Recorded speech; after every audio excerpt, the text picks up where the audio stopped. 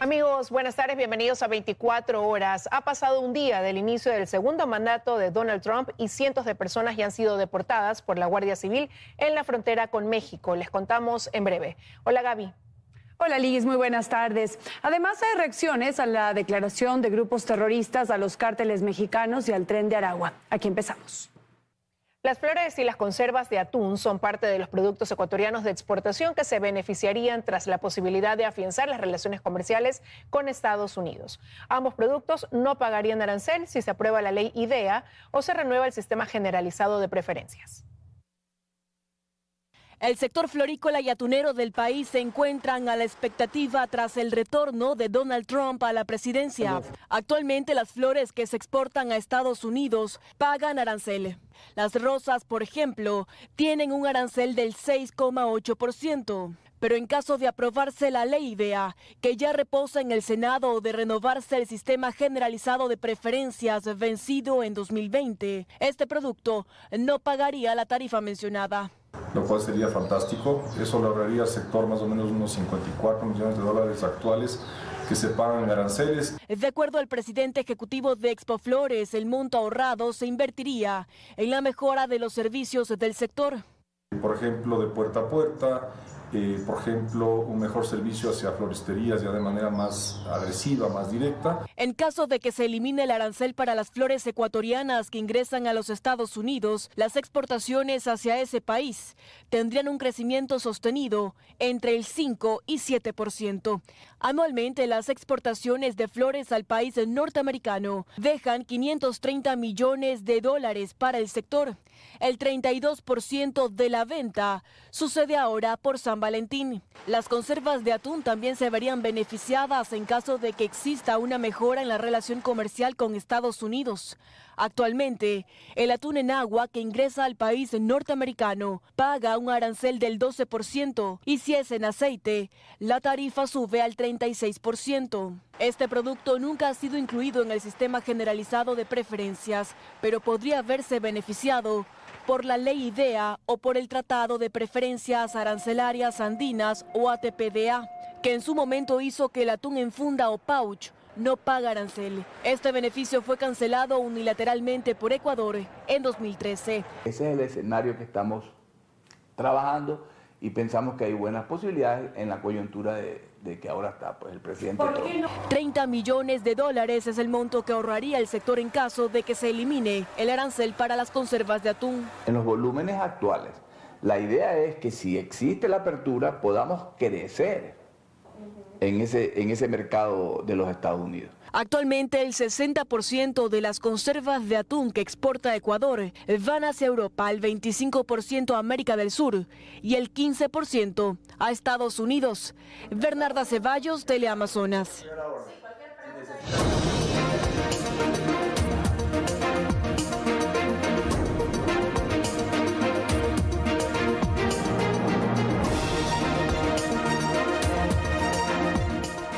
Los candidatos a Carondelet intensifican su campaña durante esta tercera semana. Varios han optado por realizar un recorrido por medios de comunicación para posicionarse sus planes de trabajo.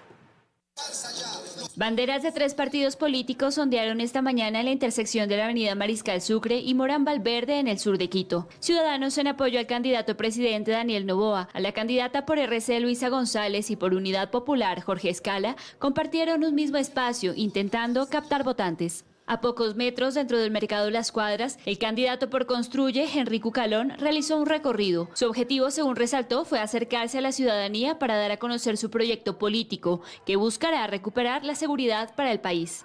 Vamos a hacer la unidad contra los vacunadores, contra los extorsionadores, con los mejores elementos del ejército ecuatoriano y la Policía Nacional, y vamos a darle asistencia tecnológica para el tema de las denuncias. Quien también se refirió a este tema, pero a través de un medio de comunicación digital, fue la candidata Luisa González, que dedicó esta jornada a realizar una gira de medios en la capital. Allí dijo que pacificará al Ecuador. Desde depurar a la fuerza pública, equiparla y luego las fronteras, la coordinación y colaboración internacional es fundamental para empezar a tomar presencia en el Estado. Al igual que González, varios candidatos optaron por realizar un recorrido por medios y emitir su mensaje a sus audiencias. Así lo hizo Francesco Tabacchi del Movimiento Creo, mientras que Andrea González del Partido Sociedad Patriótica difundió su proyecto con estudiantes en Guayaquil.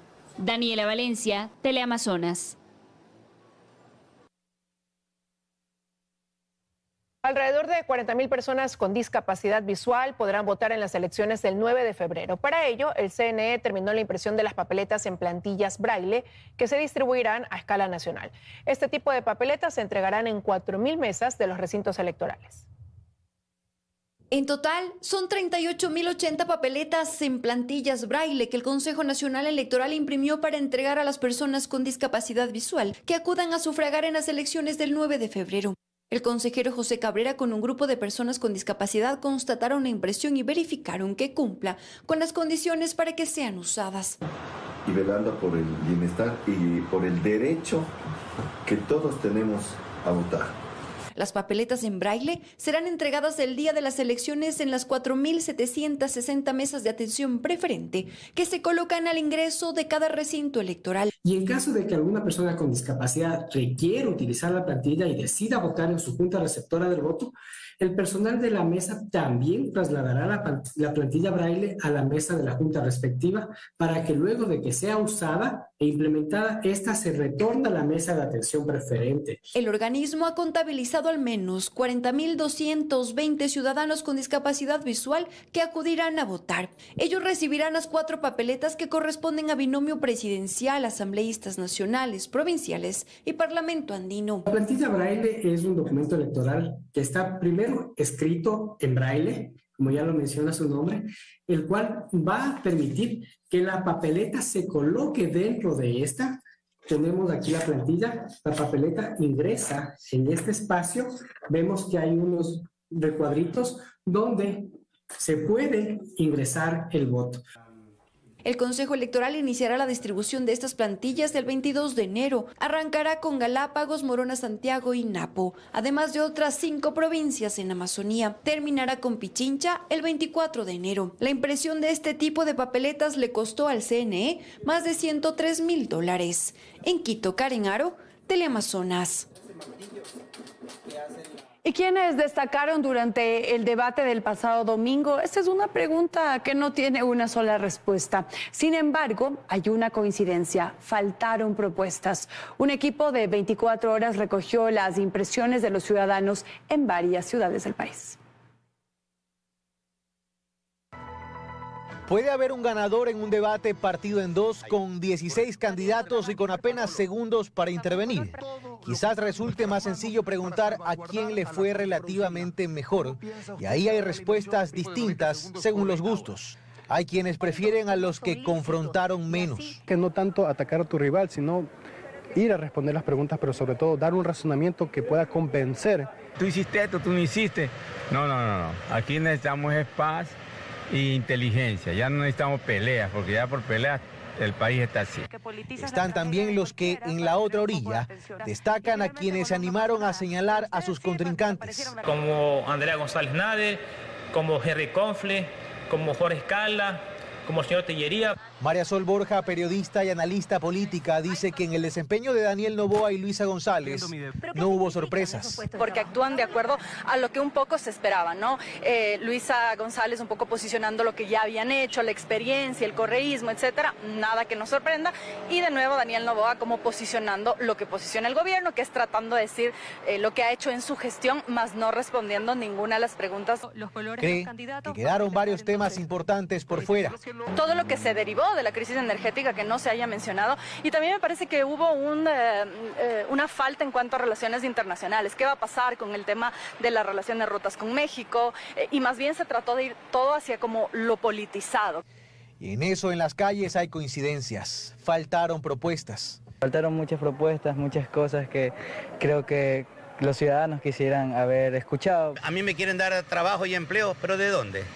Entonces, el debate incidirá en la tendencia. No sé, todavía no pienso en por quién voy a votar. ¿Y ha decidido su voto? No todavía. Estoy esperando un poquito más que se desarrolle más. La gente más bien va a reforzar sus ideas y yo ya tenía un candidato que me gustaba, pues le voy a escuchar para decir sí, que bueno, es mi candidato. Y más bien lo que puede generar cierta movilización en el voto, a mi modo de ver, es el postdebate, cómo se maneja la conversación después del debate, quién se posiciona, de quién están hablando en redes sociales. Ya se verá el próximo 9 de febrero. Carlos Acoto.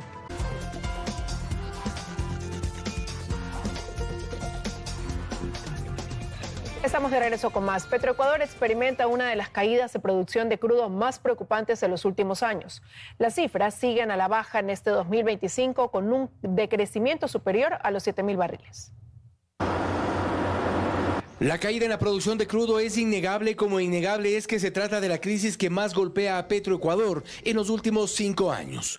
La falta de recursos para optimizar la producción en los pozos y la reducción paulatina en la explotación del ITT por mandato popular son problemas que se sabían y se ha hecho muy poco, dice el representante de los trabajadores, Jinsop Martínez. Ya a la empresa también no se le viene invirtiendo. Y por eso es la baja en todo, tanto en producción como en refinación. Por eso tenemos todas las caídas que tenemos. Enero del 2025 arrancó con una producción diaria de 381.948 barriles, pero a la baja. Y las cifras lo confirman, pues apenas 20 días después la producción ha caído a 374.854 barriles, es decir, 7.000 barriles menos de producción. Si bien la oferta del gobierno fue incrementar la producción a 550.000 barriles por día, esto no se ha logrado. No obstante, 2024 tampoco fue un buen año para la estatal petrolera. El exfuncionario de Petroecuador, Pedro Cruz, identifica el origen de esta caída sostenida en la producción. Por los temas administrativos, financieros de la empresa, los cambios gerenciales y del ministerio.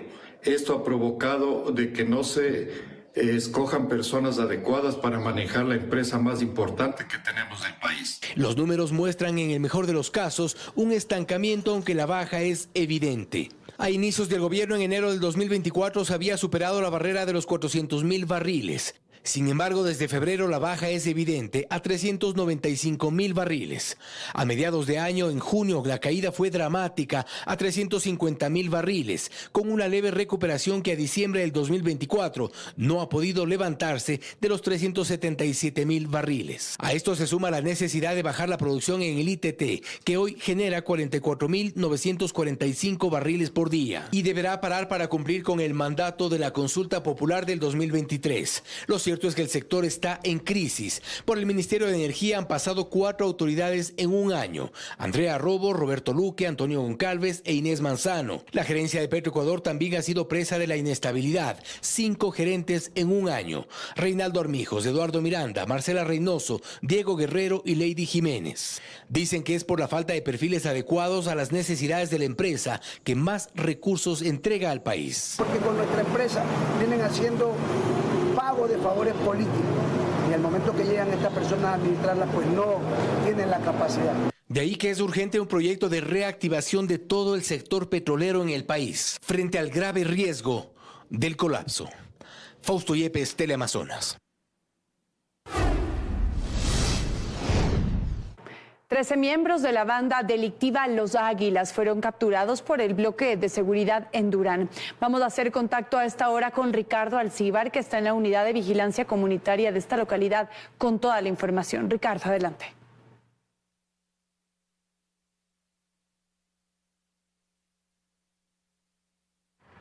Así es, ¿qué tal? Buenas tardes. Hasta este punto fueron trasladadas las evidencias y también los 13 detenidos en torno al operativo Apolo 1, que concentró sus esfuerzos en el Cerro Las Cabras, donde operaría la estructura delictiva Los Águilas. Nosotros les hemos preparado un reportaje. Veamos a continuación. Desde el aire, un helicóptero de la Fuerza Aérea Ecuatoriana apuntando con su cañón de luz sobre las casas del Cerro Las Cabras, seguido por drones tácticos del Grupo de Intervención y Rescate GIR, en tierra, vehículos blindados, camionetas, motos, al igual que una caballería policial y un puesto de mando unificado, desde donde se coordinaron acciones en busca de capturar a miembros de la agrupación terrorista Los Águilas. Fue como se desarrolló este martes el operativo Apolo 1 en el Cantón Durán. Hoy por hoy estamos 1.024 servidores policiales acompañados con 400 servidores militares operando en el Cerro de las Cabras, un símbolo sobre todo que ha causado terror en algunas otras ocasiones. Los uniformados allanaron más de 660 casas e incineraron 2 covachas, donde delincuentes mantienen a personas secuestradas o son utilizadas para almacenar droga. No, los operativos que realizamos son pues operativos sorpresa, no solo aquí en el Cerro de las Cabras, sino en diferentes partes del Cantón Durán. Este operativo dejó 12 delincuentes capturados, entre ellos 3 mujeres, miembros de la agrupación terrorista Los Águilas. También un menor fue aislado. Él, según información policial, se dedicaría al sicariato. A estos individuos se les halló 2 armas de fuego, 4 pistolas de juguete, 37 armas blancas, 130 dosis de droga, aproximadamente $6.000 en efectivo. 3 vehículos y 2 motocicletas fueron recuperadas. También un centro de monitoreo en lo cual se retiró 7 cámaras de videovigilancia y 2 monitores. Este podría ser un centro de monitoreo y para vigilar las acciones que Policía Nacional realiza todos los días. Este operativo se realizó en una ciudad donde se han reportado más de 40 muertes violentas en los primeros días del 2025. Y ahí lo veíamos desde la comandancia de la zona 8, se tiene contemplado de que este tipo de operativos se repliquen en las 3 ciudades que conforman a la zona 8, Guayaquil, Durán y San Borondón, con operativos aleatorios y utilizando toda la fuerza, al igual que los equipos tácticos y tecnológicos que tienen las instituciones, tanto policiales como militares. Hasta acá la información, regresamos a estudio con más. Muy buenas tardes. Buenas tardes también para ti, Ricardo, gracias. El gobierno entregó hoy 70 nuevas camionetas a las Fuerzas Armadas. En un evento oficial, las autoridades informaron que estos vehículos se unirán a otros 103 que realizan patrullajes preventivos. Lucía Clavijo informa.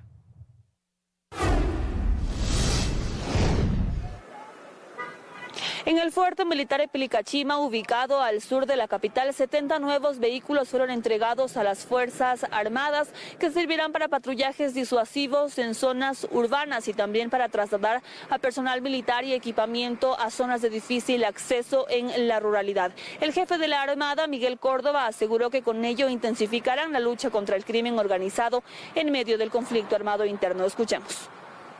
El nivel de ritmo operacional que llevan en la actualidad Fuerzas Armadas requiere que nuestras unidades y equipos de combate dispongan de la capacidad de movilidad adecuada, con la finalidad de atender los requerimientos planteados en los distintos escenarios a lo largo del territorio nacional, acorde a la planificación militar. Como mando, estamos conscientes que no basta con el valor, el honor, la disciplina y la fuerza de voluntad. Las Fuerzas Armadas necesitan de una ágil y oportuna capacidad logística. De estos 70 vehículos, 18 serán para el Comando Conjunto, 12 para la Fuerza Terrestre, 20 para la Armada del Ecuador y 20 para la Fuerza Aérea. Tienen 10 años de garantía y se unirán entonces a los 103 vehículos que ya recorren el territorio nacional. Decenas de trabajadores operativos de la empresa de electricidad CENEL son víctimas de la delincuencia durante sus recorridos a escala nacional. Según los empleados, esto afecta al menos al 25% del personal. A mí se me tiraron, amor. Mi compañera me decía, tira del carro, pero le digo, no, nos van a matar, ñaña.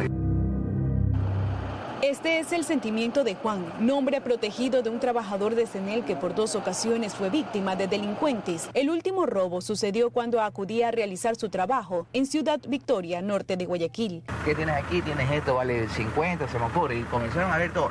Bueno, ¿sabes qué? Tienes que darme más o menos un promedio de $100 para dejarte pasar, dejarte que te vayas, porque ya te saca la puerta. Otro caso, Manuel, nombre protegido, asegura que el trabajo se complica en los sectores denominados zona roja. Sectores que nosotros no podemos ingresarle. ¿Cuáles sectores? ¿Cómo no cuáles? Ahí, o sea, viviendo. Allá ustedes no pueden ingresar. Para nada. ¿Por qué? Por seguridad la empresa mismo ya nos prohíbe. Mientras unos hablan, otros prefieren callar por temor a las represalias.